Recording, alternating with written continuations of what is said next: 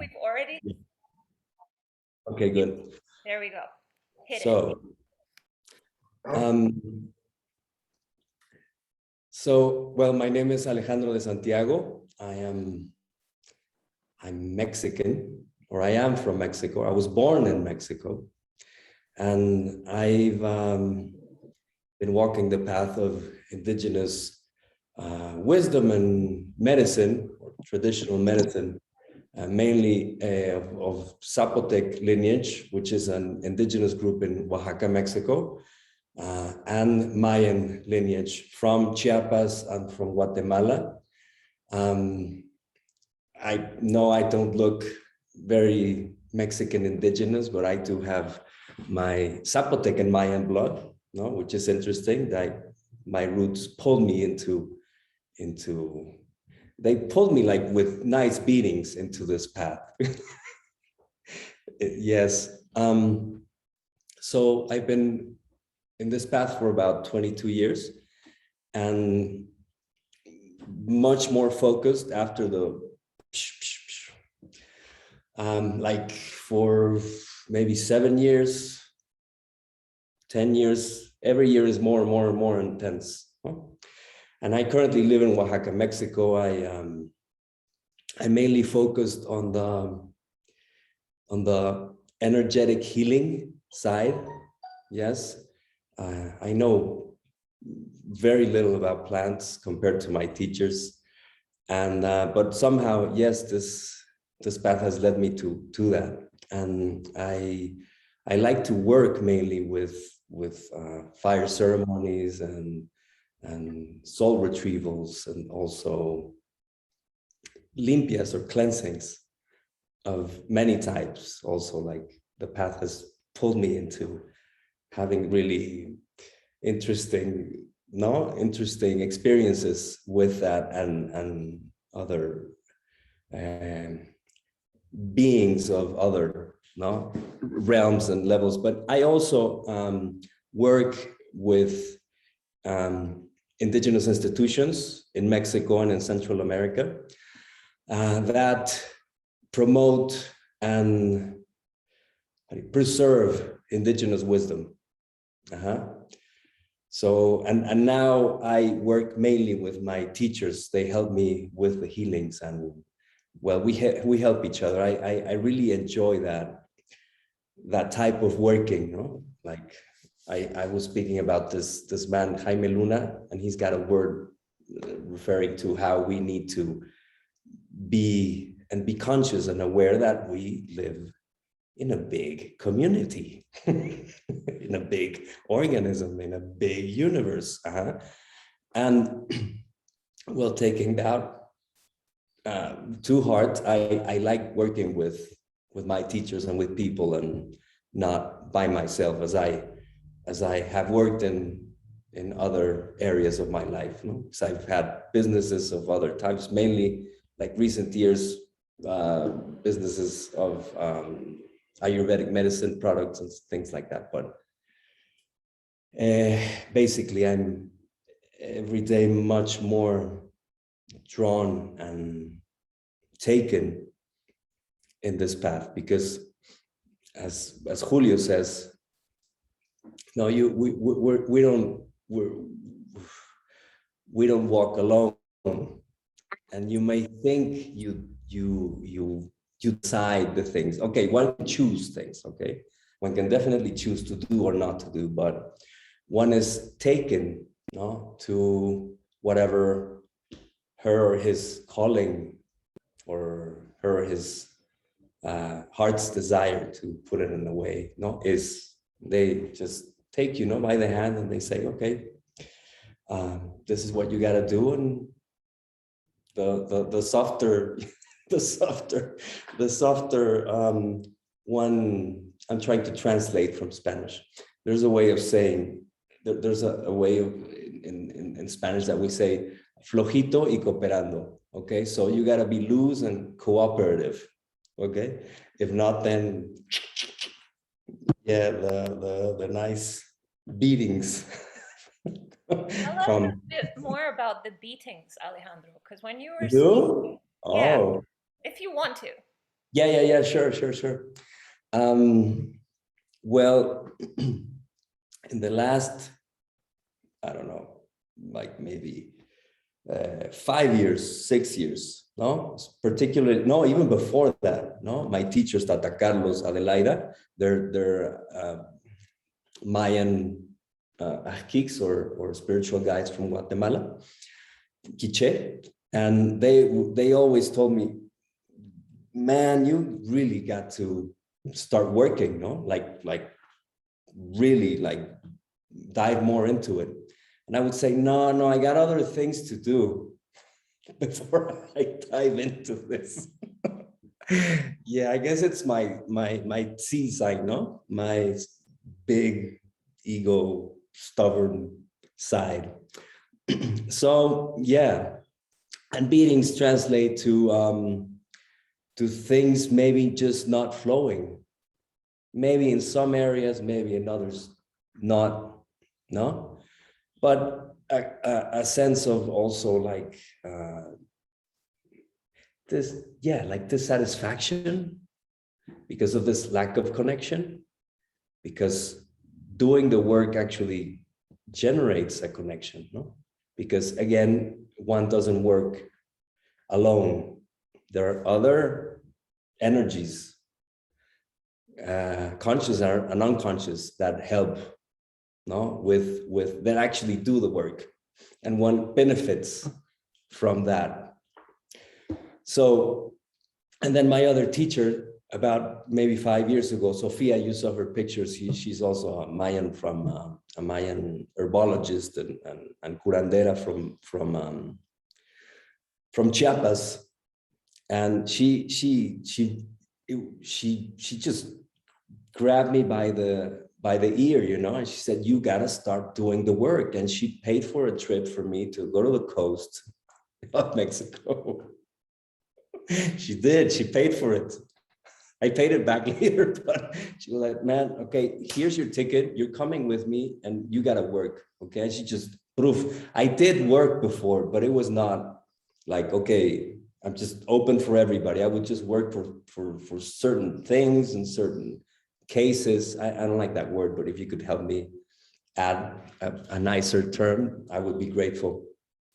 And yeah, and she insisted on that. And it's funny because at that time I had a business of Ayurvedic supplements. And in a week, it was really impressive. In a week, like 90% of my sales just plummeted. There was no economic crashes, nothing really. I mean, the president of the country didn't start a war. No, I mean, nothing happened. You know, it was just like, oh, you know what? It's time for you to really move. And in traditional medicine, it is said that that you need to move your energy, whatever it is that you have to do, that you're supposed to do here. Be a lawyer, a gardener, it doesn't matter, a mechanic, you have to do that. No, if you don't, then a life of failure after failure after failure after failure comes. And you might not perceive it as that, no, and one may go against like the tide, no, the current, but ultimately what I humbly understood is that one needs to drop the ego, yeah, to drop the, yeah. And I come from a well, obviously from a white family in Mexico. So being white in Mexico compared to, okay, a Frenchman or I don't know, a Japanese person or an American can come and they can learn, and because they're foreigners, they'll be more welcomed. A white Mexican might be seen as, oh man, you're you're a conquistador in modern times, you know. There's still that So this is such an important segue that you're going into, and I'd love to tie it into kind of the inspiration for this talk was this idea of like is separateness and illusion. So when we start to touch on these cultural pieces around who gets to do what, and like, is it a blood inheritance? Is it a soul inheritance? Is it a life path inheritance? Are we ever really separate? And how to come into relationship with when something pulls you and says you're doing it, and then everything in the world, there's resistance, right? And so these like beatings and tests and hoops you jump through, I'm so grateful you named this in this way, because people don't always have sensitivity to it. So if there's anything around that, love to hear it.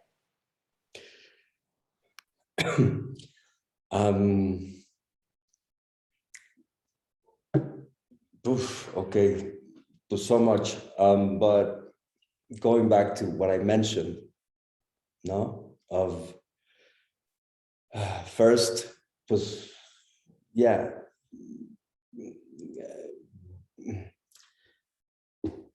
not feeling, maybe I'll ramble a bit and then I'll try to structure my thinking. So working again in this area, no, where you need to work with spirits, with elemental energies, with the nahuales and the rocks, the plants, the wind, no? And I'm not being abstract, no? In this work, one does that, no? One invokes that and one feels the presence and the help and the blessings, I'd like to say, or the messages. And well, me being, I always say I'm just a regular bloke, no, from a big city. I just didn't understand what feeling a sense of unity with, not only with your family and your close friends, no, but with the soul you walk on. It took me a while to understand. No, it took me a long time, because as I mentioned, I think we spoke about this last time, and just nature for me was like, oh my God, man, I don't want to drag. I have to go to the park. Oh no. It was horrible. It was horrible. Yeah, until I married, no, a woman from Brazil, and she introduced me to how nature should be loved, no, just on a very normal, everyday way, no? Okay, so that on one side, and then with the human community, which I think in some ways it's easier, but in other ways it's harder, yes, because of our ideas of how things should be, of course, and of course the drama that happens in families and societies, and the ideas, no, again, that we have, and the, ¿cómo se dice? The biases. I'm trying to remember the prejudgments that we have. No, this is a super racist country, and until recently, maybe, I don't know, 5 years ago, really, it's become an open discussion. But and yes, we have the ideas that, oh yes, we're all love, no, like these ideas of New Age thinking in some religions, and I respect that. I mean, and at its core, I think, yes, no, in essence, we are all love. Yes, and divine creation at its essence, or at its second level, but this is another talk. Let's say that at its second level of existence, or of being, there's absolute love. Okay, so yes, for sure. prejudgments and ideas of how things should be and are definitely just put and generate blocks on how we should interact with people and how we should interact with the different communities, no? The visible and invisible communities. So, yeah. Mm-hmm. Thank you. I mean, there's so much poetry in the way that you're speaking about this, you know? And I think that if people listen, behind the listening, there's a universe of what's being said. So in your share, I think the thing that popped out the most is the seen and the unseen communities, especially when, you know, so much of this is my observation. And of course, people hear it how you need to hear it. So much of our suffering is forgetting that we're in relationship, Yeah. forgetting our relationships. And so maybe just allowing that, if you want, to be inspiration around the seen and the unseen communities. And what does it take to be in relationship, like within the self? Okay. I'll go back to what I spoke on a little video I did on a talk given by this man from Oaxaca. His name is Jaime Luna. And he says that there are only two ways of seeing the world, no? Through the lens or the eyes of unity, and the eyes of separateness. And I mean, I don't want to go into this discussion about the evils of Western culture, because I think there are many great things about Western culture. But and I don't know if it's Western culture, but at some point, and with great respect, yes, again, at least to my very limited understanding, no, I think it came mainly from Abrahamic religions, no, this sense that, yes, okay, first there is a one male God, no, and then there is human, and then the rest of existence and the rest of people are in servitude to me. So, well, that in itself limits the joy of experiencing a life of feeling connected. So, yeah, Jaime Luna says that, and he says that by breathing consciously, we're able to connect. By breathing, we're breathing the same air that both of us are breathing, no? That the air, I'm sorry, that the spirit of fire is consuming right now and is breathing. And that my door is breathing. So again,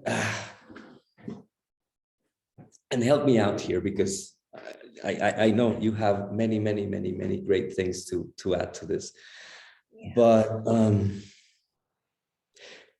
being or feeling separate brings loneliness, brings obviously lack of enthusiasm, brings more obsessiveness. OTDs? OCD. Is that OCD? Yeah. Runs in my family. Always get a little bit excited and like familiar when I hear the word. It's very much along the line of what you're saying is when I look at the injury, and it's all on my mother's side, it manifests as what psychologically you would call obsessive compulsive disorder, a hypervigilance state. It has all come from being separated from communities and wars. And then, you know, the trauma that never leaves the body around what was lost and the lack of ability to reconcile the losses. And so what one does in essence is prevents any more relating and prevents any more connection to avoid that heartbreak ever again. And so in terms of like coming into looking at a monotheistic lens and there are many beautiful things, of course. Like I was raised in Islam, you've talked about Catholicism. It's not to knock any of this at all. It's just humans experiment with different states, right? And so Mhm. after that, we got into much more of a corporate empire capitalistic worldview, which exaggerated the disconnection even more. And so Oh yeah. now we're at a time where it's like if we don't get back in relationship, we might lose our species. Like, Oh yeah. yeah. I mean, that's obvious. That's so obvious. That's so really obvious. But and yes, I mean that would be the ultimate, no, failure of our species. And if it goes, well, it goes, no? Yeah, whatever. We're responsible for whatever's happening. We all are. And I don't think it's a matter of just going to the jungle, living in my hut. No, I don't know. I mean, I'm a person of my times. No, I need to adapt. I need to take whatever serves my purpose, or what I think is my purpose, or what I think I listen or hear is my purpose. Okay, because I definitely don't know it all, not even a bit. Um, but yes, going back to this disease, no, or the different diseases that occur when we feel and we are separated. Mhm. Uh, we get was yeah, not only OCD, we get anxiety disorders, we get obviously eating disorders, we get more and more greed, we get more suicides, more drug consumption. Mhm. And I was hearing about an article that said that being around trees was beneficial for humans. I mean, it's really obvious, no? When I go take a walk on nature, I feel good, no? And this concept of earthing, no? Oh my God, yes. Um, we just by walking a little bit, no? Even like 5, 10, 15 minutes on a lawn or on the soil or just the ground without your sneakers, that really immediately connects you. Mhm. Because what I'm trying to say is that we don't need to do a ritual, we don't need to take, I don't know, 100 ayahuasca ceremonies or fire rituals or meditate, I don't know how many 100 hours. It's just very simple things we can do. Mhm. If we are conscious that all of these are living beings, maybe not living like us humans. And it's really interesting how uh, we humans are so malleable, are so easily manipulated. No, really, I'm really impressed, and I'd love to hear more about what you have to say on that. Yeah, Um, absolutely. Mhm. and no, and well, as you mentioned, unfortunately, this society or this modern world that we live in, the narrative um, really, yeah, takes us apart from even from ourselves. Although we have all these um, lines, no, that say, "Oh yes, but you got to connect with yourself, and you got to love yourself, and all this stuff." But really, if there is no connection, there's, at least I humbly say, no, that there will not be that true love, because again, we don't walk alone. We're not alone. We are many organisms living in our bodies, many, and then we are our ancestors. We are many other spirits. We are, our body is made of elemental energy as well. And you might believe on this or not, doesn't matter. But the fact is that when one feels connected, one feels good. Yeah, I mean, when you're talking, the thing that's coming so strongly is this, it's our willingness to feel discomfort and our willingness to feel pain and our willingness to feel brokenhearted that allows us then the converse access to that ability to be connected to more than we ever imagined. So while we're trying to avoid pain, we're also avoiding connection. And so this programming goes back. I mean, I saw you Really posted, interesting. right? Really, really interesting. Yeah. You can go ahead if you're ready. No, no, no. I saw your IG story today about cultural conditioning and where it's like defective in some way. But it's Yeah. like we receive messages so early that the goal of life is to avoid pain. Mm-hmm. Then you also avoid everything else. And there is this reductionist kind of superficial processed food energy to relationships in popular culture. It's like what you were saying about, a relationship serves my function.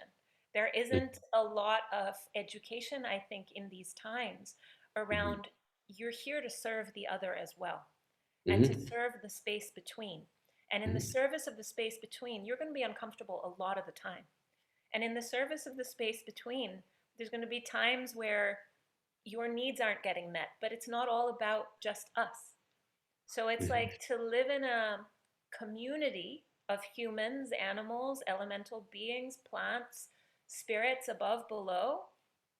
Sometimes we have to just show up for them. Yes, correct. We need to show up, but we also need to put our limits, no? Which is very important with spirits, with ancestors. Con mucho respeto, por favor.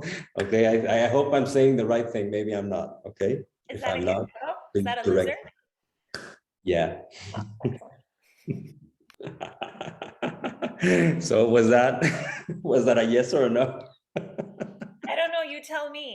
Should we ask him or her? I don't know. I don't know. I don't know. I don't know. Okay, well, anyway, yeah, one needs to maybe not put the limit on our ancestors. Okay, we need to work with them and we need to work with whatever they left us, no, or let go of it if we can, or work with it if we need to. But yes, we need to put not a limit, but like some sort of boundary, yes, with the spirit world. Maybe not with the higher beings, because there are many levels, as you very well know. But yes, one needs to put boundaries, or if not, they'll just come in and do whatever they want, and one can just disconnect from oneself. Yes. Question. Yes, I please. really want to hear your like interpretation or sense or observation of this. This is going to get a little woo-woo, but that's exciting. So this disconnection that we're discussing in Yeah. kind of, modern, postmodern life, are there spirits that are behind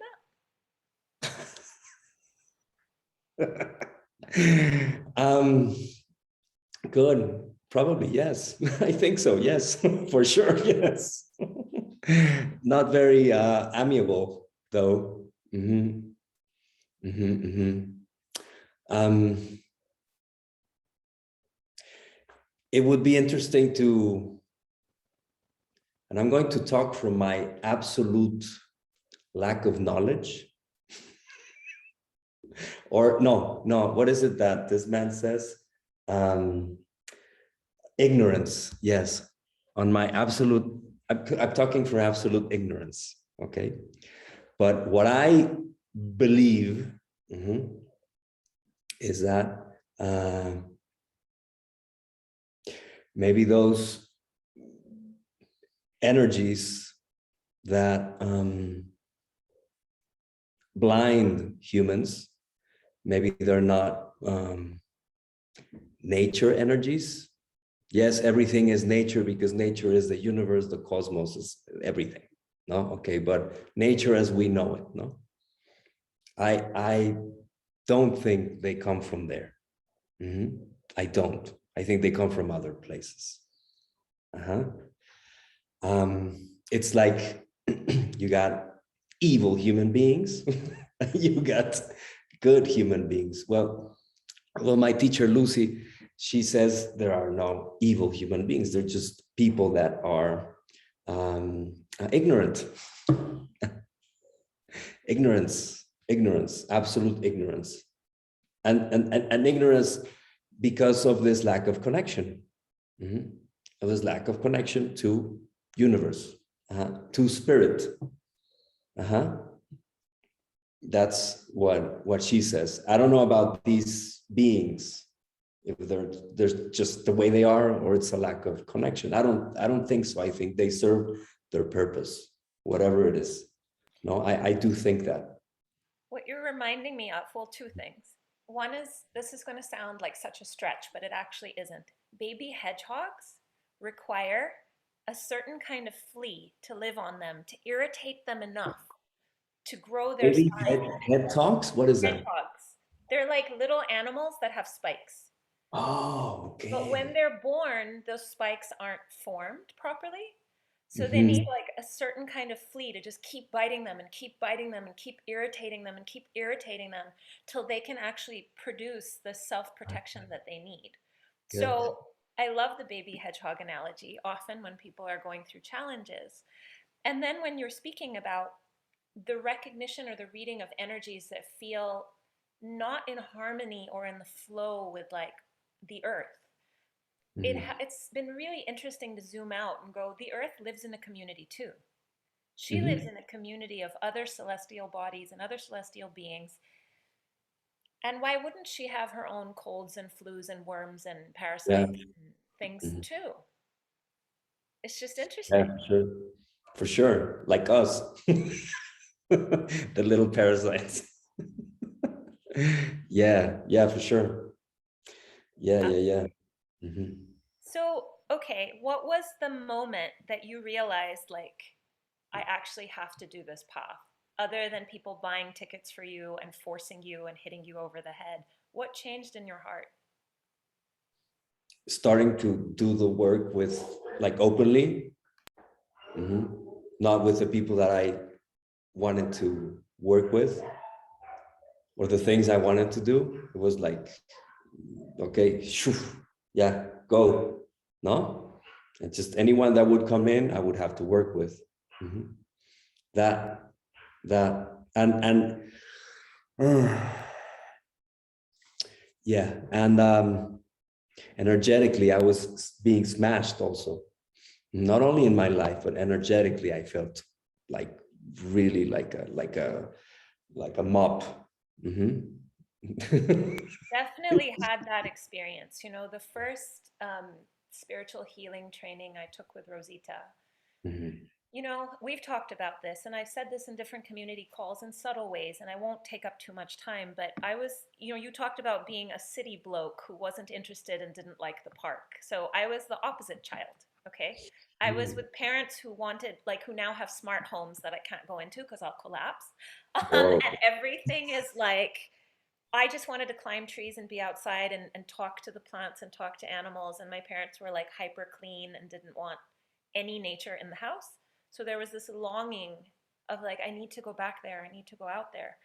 And so there's almost like a hypersensitivity. So the first time that I was exposed to the work that Donna Hio passed down to Rosita, you know, I returned home here to New Zealand. There was a lot of personal healing that happened, a lot of ahas, and a lot of amazing things got clarified that I had an experience with a client because these were like practice clients at that time, between kind of learning the work and then deepening the work, where, you know, she had a bath, like a cleansing ceremony, and she felt great.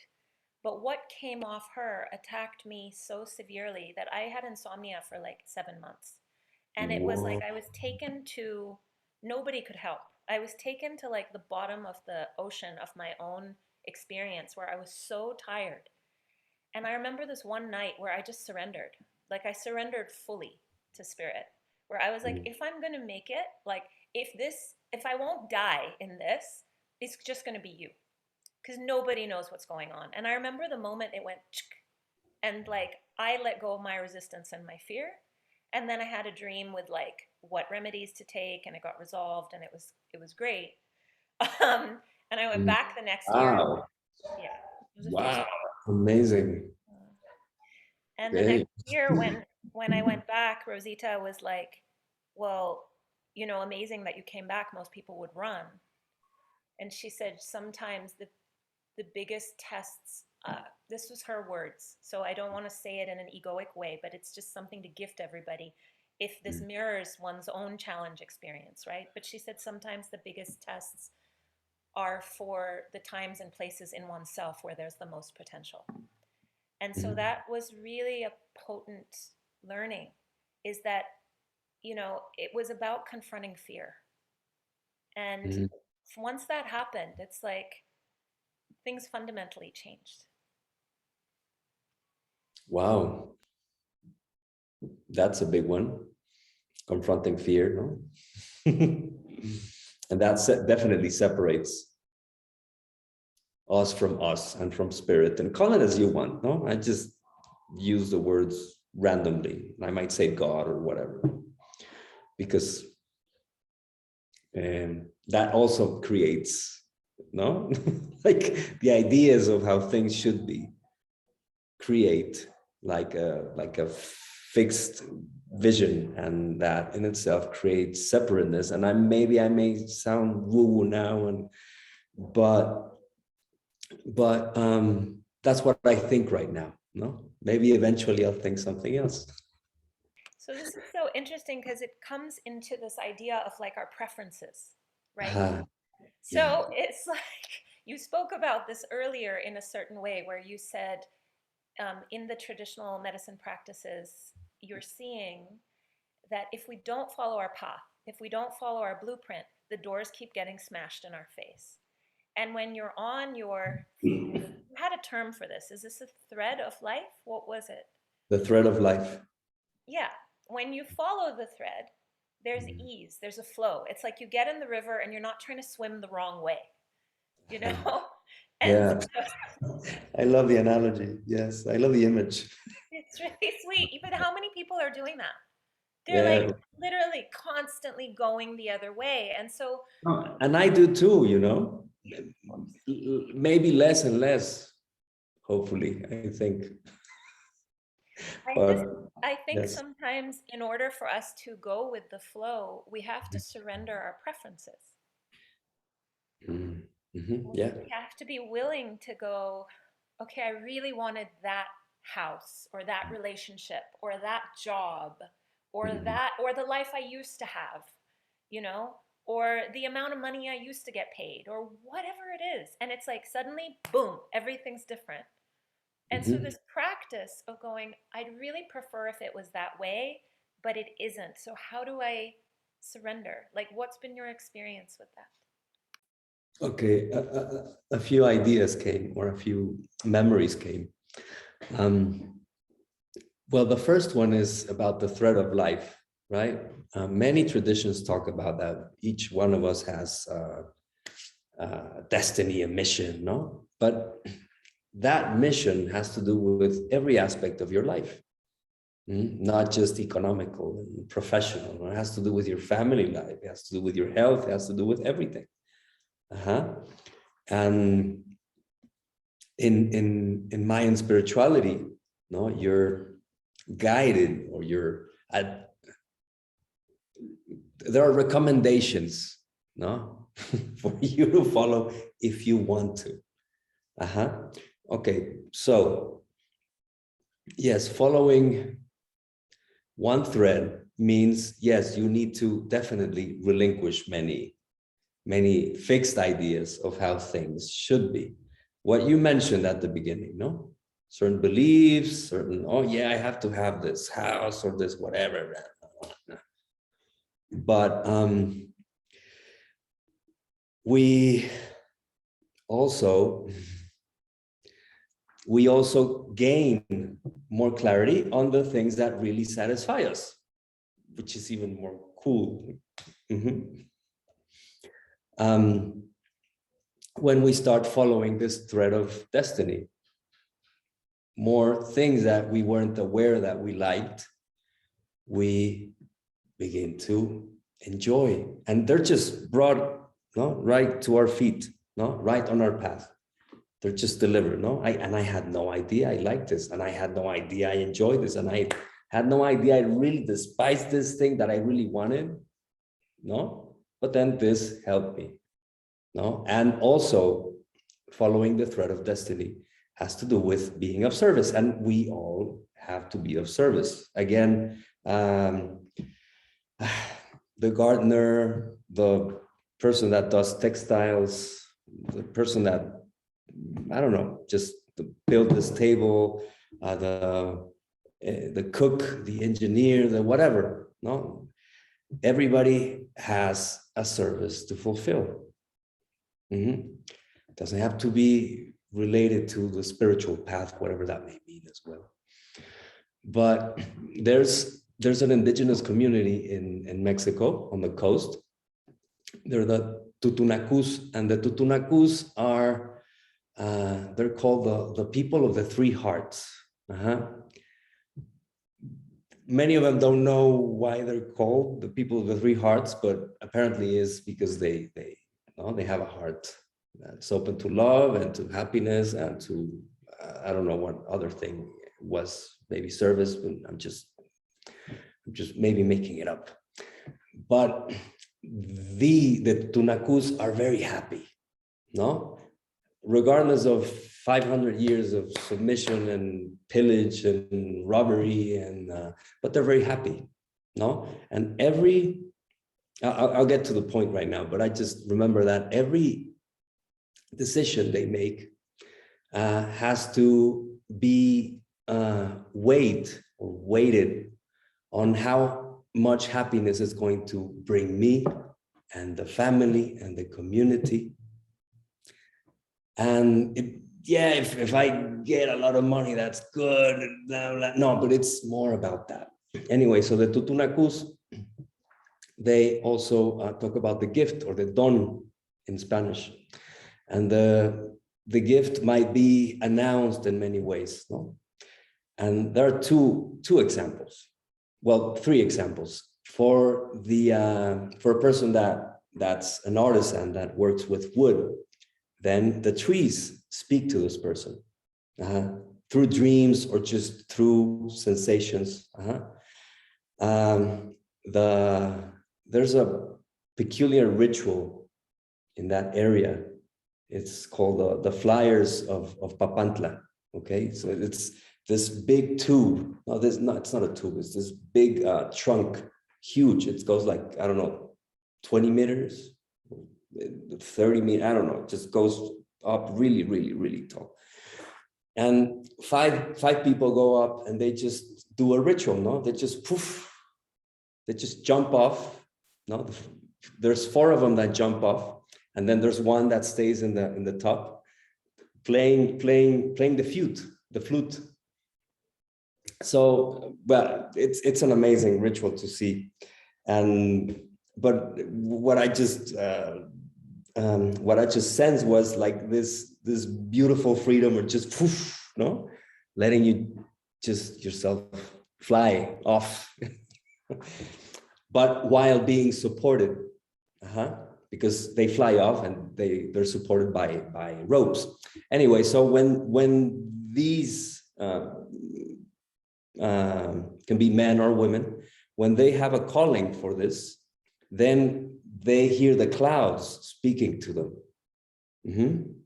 And they also hear the birds speaking to them.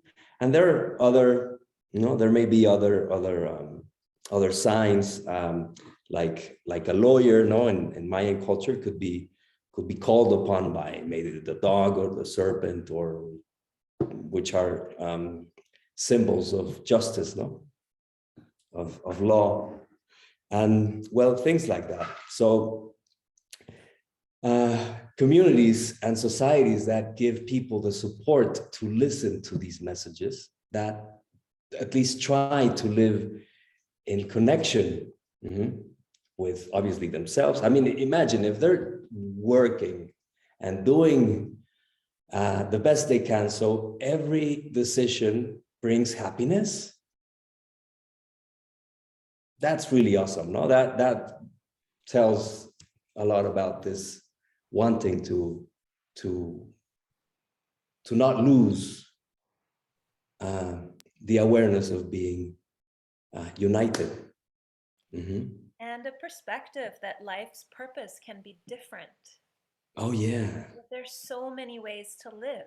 so many, so many. And again, we're limited by ideas, no? That might be the only thing that limits us. Yes, yes. I'm sure there are many traditions that do this as well, but shamanism in particular, the first thing I learned about shamanism or indigenous wisdom or spirituality was that uh, one needs to break perception, no? Expand perception.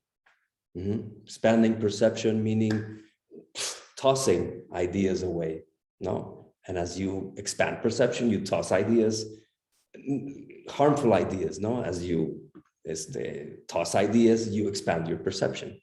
Mm-hmm. And questioning things, not from an intellectual level, no, but really trying to to feel the answers from another place. Mm-hmm. I don't know if I was a bit Perfect. clear. This isn't a place for linear thought. This is a place for Thank you. connection to all things. Yeah. So we have about 10 minutes, so I'd love to open this to questions because if Oh, anybody thank has you. questions, it's the perfect time. So please, if you're happy to turn your camera on, it'd be beautiful to see your face, just jump in.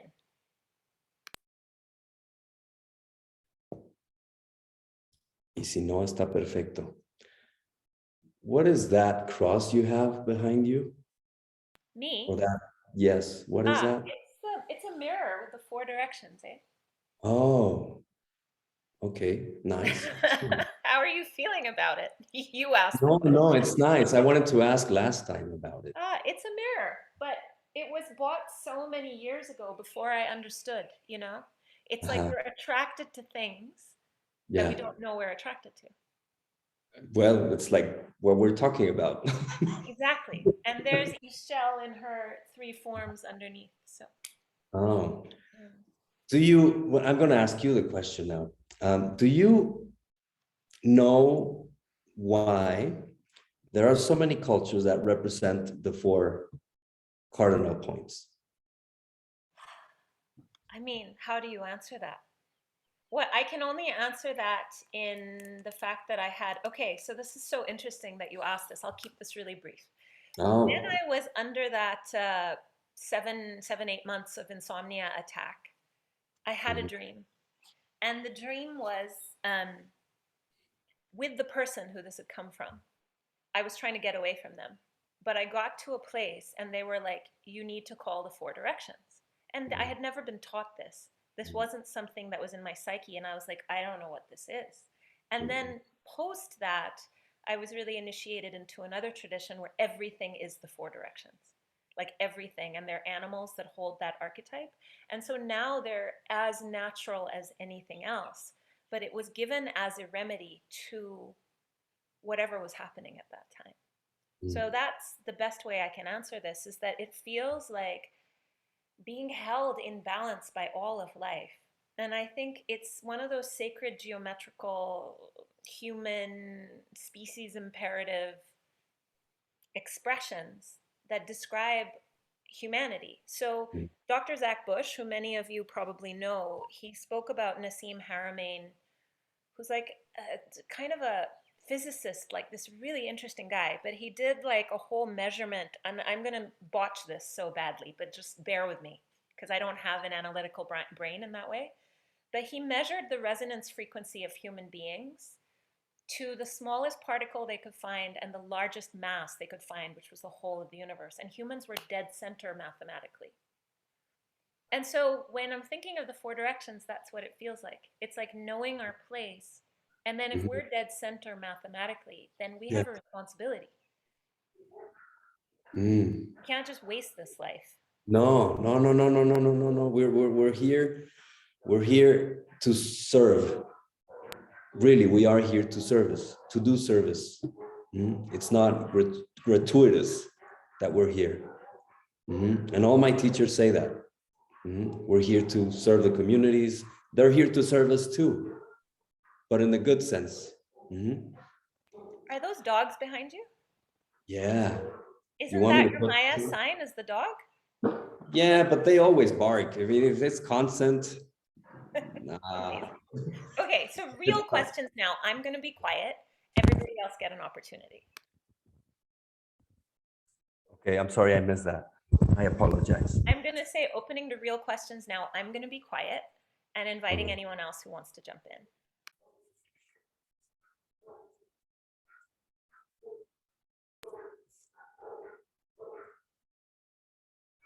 And if you don't, that's fine. No, that's good. I would like to add something. There's no this okay. This talk about you follow your destiny. No, I gotta do what my passion is. I just remembered something, but I think it won't add up to add to anything. So one of the things I'm asked is how to, no? At least in many indigenous cultures, but I'll talk from what I know. The very first thing, and this might not be easy because of all the conditionings and ideas and whatnot, but the first thing, and this is very, very simple, no, is to be aware of what you really truly like, but not in the sense of, oh my God, I love this person I'm following on Instagram because this lifestyle is just so wonderful. But really, I mean, we all know what we intuit, what we really enjoy and really like. And it's very simple. And that is a starting point. Very simple. Might be simplistic to what I'm saying, but it's really, I mean, because I do think life is simple or should be simple. So just, well, if I enjoy, again, gardening, just knock yourself out, garden. It's not that you're going to change your career and just not do gardening or flower arrangements or whatever. But yes, that's as simple as that. So that's the first thing. And Mayans, they have different tools. No, they have the Mayan cross, which also there's also the zodiac, no, that the astrological chart. That's a great way to see, no, which direction you should be going if you wanted a fuller life. No? So the Mayans, they do that. They have different. They have like big differences, but okay, just to give an idea. And that's the one. And the other one is to learn your sign. To learn your sign. And I'm not an astrologer. I know very little of it. My sister, as I've said, and my uncle, they're astrologers.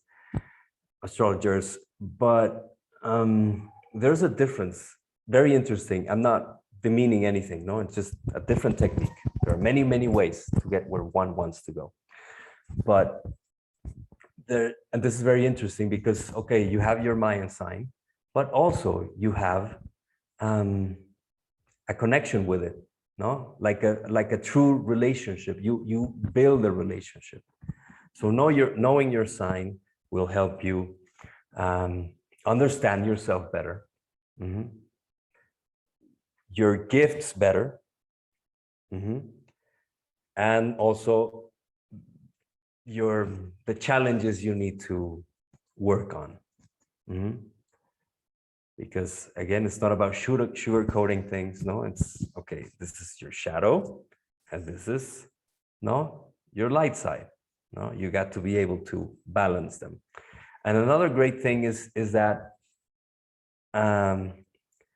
it's the relationship that one builds with the Mayan sign.